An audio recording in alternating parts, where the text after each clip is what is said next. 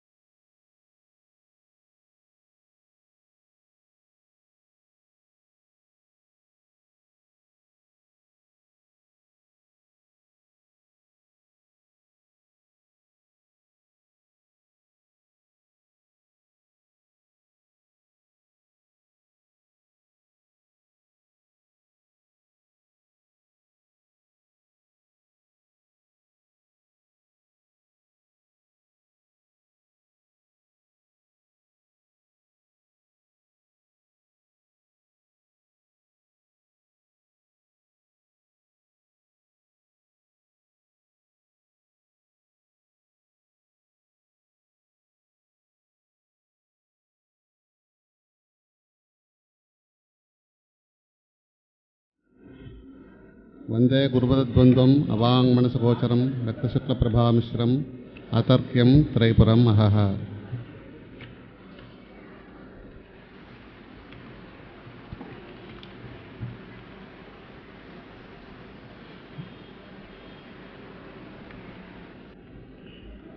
இங்கே கூடியிருக்கக்கூடிய எல்லா பெரியவர்களுக்கும் நமஸ்காரத்தை சொல்லிக்கொண்டு, ஏதோ இந்த குழந்தை பேசுகிறேன், தாயார் மாதிரி எல்லாரும் குழந்தையோடைய அந்த ஜல்பத்தை இந்த உளறலை கேட்டுண்டு சந்தோஷப்படும்படியாக கேட்டுக்கிறேன். சஹஸ்ரநாமத்துக்கு லலிதா சஹஸ்ரநாமம் நம்ம இப்போ சொல்கிறோம். ஆனால் லலிதா சஹஸ்ரநாமம்னு அதில் அந்த புக்கில் அந்த அங்கேயும் பார்த்து தெரியல. அதெல்லாம் சொல்கிறா ரகசிய நாம சஹஸ்ரம். இந்த சஹஸ்ரநாமத்துக்கு ரகசிய நாம சஹஸ்ரம் தான் பேரை தவிர, அப்புறம் லலிதாம்பிகைக்கு இருக்கிறனால வேறு பேர் வச்சுக்கலாமே தவிர, அதோடைய நாமா ரகசிய நாம சஹஸ்ரம். இந்த ரகசிய நாம சஹஸ்ரத்தை எங்கே சொன்னா அப்படின்னா, அத்தனை கோடி பிரம்மாண்ட பெரிய சபையில் கோடி பிரம்மா, கோடி விஷ்ணு, கோடி ருத்ரன் இருக்க வசின்யாதி வாக்கு தெய்வத்தில் பார்த்து அம்பாள் என்னுடைய நாமங்கள் 1000 நீ சொல்லுங்கோ, நீ வாக்கு தேவதைகள் என்னோட சக்கரத்தை பற்றி உங்களுக்கு தெரியும், என்னோட மந்திரத்தை பற்றி தெரியும். நான் ஆணையிடுகிறேன், நீங்கள் என்னுடைய ஏன்னா வசினியாதி வாக்கு தேவதை நம்மளோட வாக்கு ஸ்வரூபமே தான். ஸோ அவளே தான் அவளை பற்றி சொல்லிண்டா. அனுமாத்தியாபிகி மயூர்கைஹி அப்படின்னு அனுமாதி புதர்கள்லாம் அம்பாளுடைய கிரணங்களாக இருக்கும்போது வசினியாதி வாதெல்லாம் அவள் கிரணங்களே தான். இதனால தன்னை பற்றி தானே அழகாக சொல்லிட்ட ஒரு நாமம். இந்த ரகசிய நாம சாஸ்திரத்துக்கு ஏன் ரகசியம் அப்படின்னு பேர் இருந்ததுன்னா, இந்த வசினியாதி வாக்குதேவதைகளுக்கு ஒரு கூட்டம், ஒரு யோகினிகள் கூட்டத்துக்கு ஒரு பேர் உண்டு. முதல் ஆவரணத்தில் இருக்கிற தேவதைகளுக்கு பிரகட யோகினிகள் அப்படிங்கும்போது, அடுத்தது குப்ததரன் வரும்போது இந்த வசினியாதி வாக்குதேவதைகளுக்கு ரகசிய யோகினி அப்படின்னு பேர். ஸோ ரகசிய யோகினிகளால் செய்யப்பட்ட நாமம் சஹஸ்ரநாமம். அதனால் இதுக்கு ரகசிய நாம சஹஸ்ரம்னு ஒரு அர்த்தம் சொல்லலாம். இன்னொரு விதமாக யோசித்தா, நம்ம எல்லா பாஷையுமே சாங்கேதிகமாக தான் இருக்கும். அதாவது ஒரு உட்பொருளோடு தான் இருக்கும். இப்போ நான் ஒருத்தர் பார்த்து ஒயிட்டாக இருக்கார், ஒரு சேப்பாக இருக்கார், வெள்ளையாக இருக்கார், அவருக்கு எப்போ பார்த்தாலும் என்னை சுற்றிகிட்டே இருக்கார், அவருக்கு நான் வெள்ளைக்காக்கா அப்படின்னு பேர் வைக்கிறேன். ஒருத்தர் நானும் ஒரு ஃப்ரெண்டாக வச்சுருக்கோம், அவர் பேர் வெள்ளைக்காக்கா அப்படிங்கிறேன். ஒரு நாள் கழிச்சு அந்த வெள்ளைக்காக்கா வந்திருக்காப்பா அப்படின்னு கேட்குறேன். வந்திருக்கார் அப்படின்னு அவரும் சொல்கிறார். கேட்குறவா என்ன நினச்சிப்பா, ஓஹோ காக்காவில் வெள்ளை கூட இருக்கு போல் இருக்குது அப்படின்னு நினச்சிப்பேன். ஏன்னா வெள்ளைன்னா ஒயிட் குரோ டைரக்ட் அர்த்தம். ஆனால் நான் சொன்ன அர்த்தம் வேறு. நான் சொன்ன அர்த்தம் உள்ளே இருக்கிற அர்த்தம் எனக்கும் அவருக்கு மட்டும்தான் புரியும். ஆக இந்த சஹஸ்ரநாமத்தை சொன்ன வசினியாதி வாக்கு தேவதைகளுக்கு மட்டும் புரிகிற அர்த்தங்கள் தான் அந்த சஹஸ்ரநாமத்தில் இருக்குது. நம்ம சம்ஸ்கிருதம் படித்ததுனால சில அர்த்தங்கள் புரியும், சம்ஸ்கிருதம் படித்து தபஸ் பண்ணினால் இன்னும் சில அர்த்தங்கள் புரியும். எல்லாத்துக்குமே தபஸ் அப்படின்னு ஒரு பாயிண்ட்டு. ஏன்னா அந்த சஹஸ்ரநாமத்திலே பூர்வபாகத்தில் பார்க்கும்போது அகஸ்தியர் கேட்குறார், என்ன சுவாமி அதை சொன்னேள், எதை சொன்னேள், பட்டாபிஷேகத்துக்கு அதை சொன்னேள், இதை சொன்னேள், வாராகிக்கு சஹஸ்ரநாமம் சொன்னேள், சாமலிக்கு சஹஸ்ரநாமம் சொன்னேள், ஆனால் இந்த லலிதைக்கு ஒரு சஹஸ்ரநாமம் நீங்கள் சொல்லலையே, ஏன் மறந்து போயிட்டாளா? நம்பர் 1. இல்லை எனக்கு தான் தகுதி இல்லையா? நம்பர் 2, பாடா இவன்ட்டானே சொல்கிறது அப்படின்னு ஒரு உதாசீனமா அப்படின்னு கேட்கும்போது ஹைகிரர் சொல்கிறார், அதெல்லாம் கிடையாது. நேர் யாருன்னா அப்படி ஒரு ஒரு ஒரு ஒரு சின்ன கையில் சப்த சமுத்திரத்தை எடுத்து அச்சுதாயனமாக பண்ணிட்டார், அனந்தாயனம் ஜலத்தை காணும்.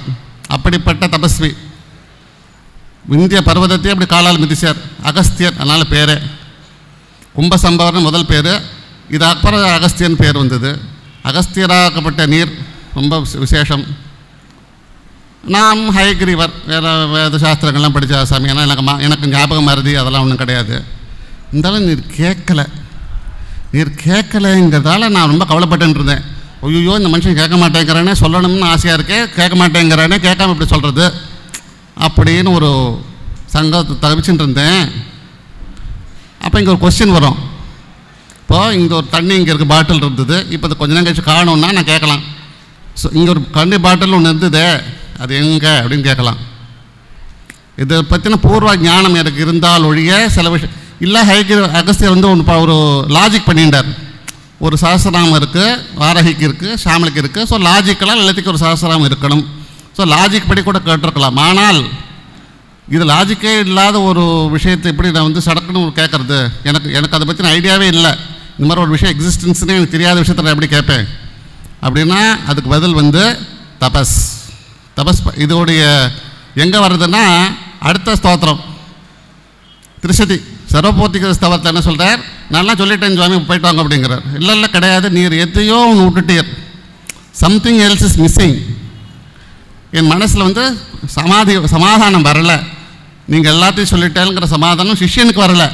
குரு ஆமாம்மா சொல்லிட்டேன் தலையாட்டி விட்டார். ஆனால் சிஷ்யன்னு சொல்கிறார், இல்லை சம்திங் ஏதோ விட்டு போச்சே, நீங்கள் சொல்லுங்களேங்கிறார்.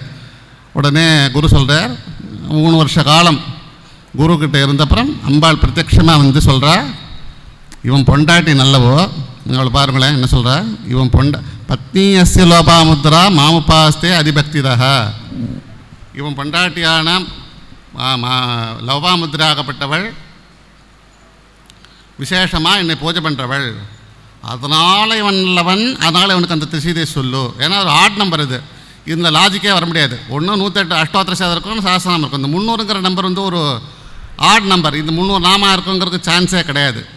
ஸோ சான்ஸ் இல்லாத ஒரு விஷயத்தையும் அவர் தபஸ்னால் கண்டுபிடிச்சார். ஸோ இந்த சஹஸ்ரநாமம் அவருடைய தபஸ்னால் நமக்கு கிடச்சிது. இதை சொன்ன ஹயக்ரீவர், கேட்டவர் அகஸ்தியர் அப்படின்னு பிரம்மாண்ட புராணம் சொல்கிறது. ஆனால் இப்போ இருக்கக்கூடிய பிரிண்டட் புஸ்தகத்தில் தான் பார்த்து வச்சுங்களேன், 32 அத்தியாயங்கள் இருக்குங்கிற அந்த 32 அத்தியாயங்களில் சஹஸ்ரநாமத்தையும் காணும், திருச்சிதியும் தான் காணும். இருந்தாலும் பிராச்சீனமாக பெரியவாளாக சொல்லிட்டுருக்கா, பாஸ்கராய மாதிரி பெரியவாளாக பாஷ்யம் பண்ணிட்டனால அது ஒரு காலத்தில் இருந்திருக்கணும். நம்மளுடைய ஜன்மாந்திர புண்ணிய பாபத்தினால் நமக்கு அது கிடைக்காமல் போயிருக்கலாம்.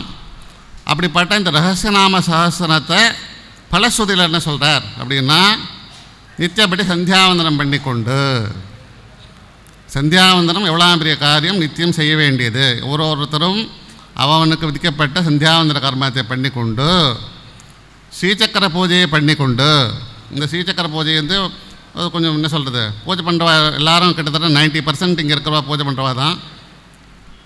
அவள் எல்லாருக்கும் தெரியும், ஞாசங்கள், பாத்திரா சாதனங்கள், ஆவரண பூஜைகள், அதுக்கப்புறம் தூப தீப நைவேத்தியம், சுவாசினி பூஜை, இதெல்லாம் போட்டு பெருசாக ஒரு என்னதான் வேகமாக போனாலும் ஒரு 4 மணி நேரம் ஆகிடுறது. ஸோ இப்படிப்பட்ட பூஜை பண்ணின அப்புறம் சஹஸ்ரம் திரிசதம் சதமேவபா, 1000 வாட்டியோ 300 வாட்டியோ போனால் போகிறது 100 வாட்டியாவது பஞ்சத சாட்சி மந்திரத்தை ஜபம் பண்ணி இந்த சஹஸ்ரநாமத்தை சொல்லுங்கோ. இந்த சொன்ன முதல்ல 4 ஐட்டம், சந்தியாவந்தனம், சக்கரார்ச்சனை, 1000 பஞ்சதிசி, சஹஸ்ரநாமம். ஸோ 4 ஐட்டத்தில் முதல்ல சொன்ன 3 ஐட்டம் பண்ண முடியலையானாலும் பரவாயில்ல, இந்த சஹஸ்ரநாமத்தை நித்தியம் சொல்ல வேண்டியது.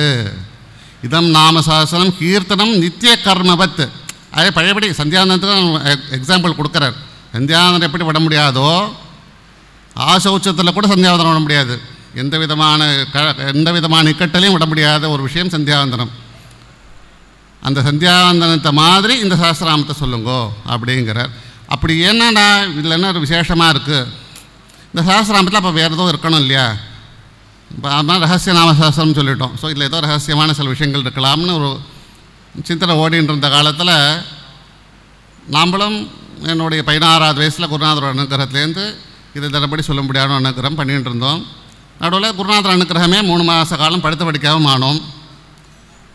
அப்போ பூஜைகள்லாம் விட்டு போயிடுது, என்னால் எந்த பூஜை பண்ண முடியல. அப்போ நான் ரொம்ப வருத்தப்பட்டேன், என்னடா அது இப்படி பூஜையே பண்ண முடியாமல் நம்ம பாட்டு படுத்துட்டோமே, இல்லை என்னடா நமக்கு வந்து சரி சஹஸ்ரநாமத்தை சொல்லிகிட்டு இருக்கோம், அது வேறு விஷயம். அப்போ தோணலை, இந்த சொன்னதெல்லாம் பல சுதியெல்லாம் படித்ததெல்லாம் இந்த மனசு இருந்தாலும் அந்த நேரத்தில் தாபத்தில் எனக்கு தோணலை, என்னடா இப்படி நம்ம பூஜையெல்லாம் விட்டு இப்படி படுத்த படிக்க கிடக்கோமே, ஒன்றுமில்லாமல் போயிடுத்தேன்னா அப்போ மனசில் ஆராய்ச்சி ஏற்படும் போது சில எண்ணங்கள் வந்தது. அதை தான் இன்றைக்கி இவ்வளோதான் பூர்வபீடி என்ன, நானும் விஷயத்துக்கே வரல. இந்த விஷயத்தில் நாம் பண்ணின பூஜையை வந்து ஒரு பார்ட்டாக யோசிச்சுன்னு வந்தோம்னா இதுக்கு ஈக்குவலண்ட்டாக லலிதா சஹஸ்ரநாமத்தை நாமாக்கள் இருக்கிறது அப்படிங்கிறத அம்பாள் அனுகிரகத்தினாலையும் குருநாதர் அனுகிரகத்தினாலையும் இந்த குழந்தை ஏதோ 2 பூ போட்டேங்கிற ஒரு சின்ன கருணையினாலையும் அம்பாள் நமக்கு கொடுத்தா, அதை எல்லாருக்கிட்டையும் நான் வந்து இப்போது ஷேர் பண்ணலான்னு நினச்சிட்டு இருக்கேன். முதல்ல என்ன சொல்கிறோம், சம்பிரதாய குருஸ்தோத்திரம், ஸ்ரீநாதாதி குருத்திரையும் ஆரம்பித்து ஆபிரமலோகாதுன்னு சொல்லி எல்லா குருநாதர்களையும் நமஸ்காரம் பண்ணுறோம். இதுக்கு சஹஸ்ரநாமத்தில் தட்சிணாமூர்த்தி ரூபிணி சனகாதி சமாராத்யா. ஃபாஸ்ட்டாக நான் சொன்னதை நான் மாற்றி சொல்லிட்டேன்.